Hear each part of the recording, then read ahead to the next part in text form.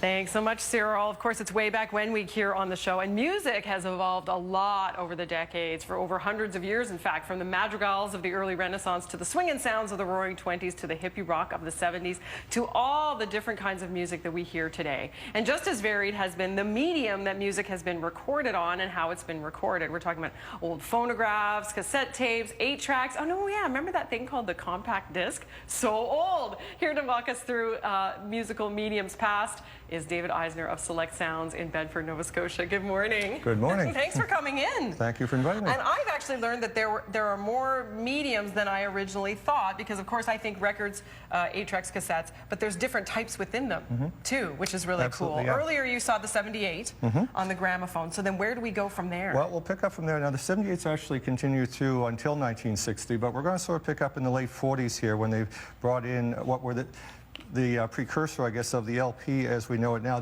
This is a 10-inch jazz LP by Lionel Hampton. And these were 33 1/3 RPM records. They had about 4 songs on each side, about 10 minutes per side. And these stayed in place in the market up to about 1954. Oh, okay, And, okay. And then I see there's even a smaller record here. So what's that? Also, at the same time 78s were still being produced, the 45 RPM record was introduced probably about 1950 or 51. Okay. This one is the earliest one I had to bring in today. This is from 1953, The Clock by Johnny Ace. And 45s, of course, stayed in the marketplace right up till the end of the original vinyl era in 1989, 1990. Oh, really? They were around that long? See, I didn't realize they were around that long. Okay. Exactly, yeah. And then when you talk about LPs... The 12-inch LP came in probably about 1954 or so. Now, these are examples from the 50s. Like this is Buddy Holly's 1959 album. That's awesome. This is an early Elvis Presley record. Yeah. Now, and something I notice now, what starts appearing on records, is stereo. What does stereo mean? Well, stereo is when you went to having 2 channels for your sound, so you can separate the musical instruments and give it a fuller scope to the sound. Now, stereo basically started about 1958, but it wasn't for about 10 years till it really took over in the marketplace. Mono and stereo records were sold pretty well up to that point. And for a while there, they were taking old mono recordings and reprocessing to stereo, that is, splitting the channels, adding echo to it to sort of simulate the sound of stereo. Sound like stereo. It didn't work very well. Okay, it rarely worked. Oh, and then we moved to true stereo. True stereo pretty much took over in 1968. 67 was pretty much the last year for vinyl. And then you had coming out in vinyl. Quadraphonic. Quadraphonic was brought in the 70s. The idea was to surround yourself with sound. Before we had the surround sound of like the theater that we have today. It was 4 channels. You would have 4 speakers, of course, in your living room, and you would have a separate signal coming from each of the 4. Lasted about 5 or 6 years, I think, maybe, and it didn't entirely catch on. No, because it sounds good.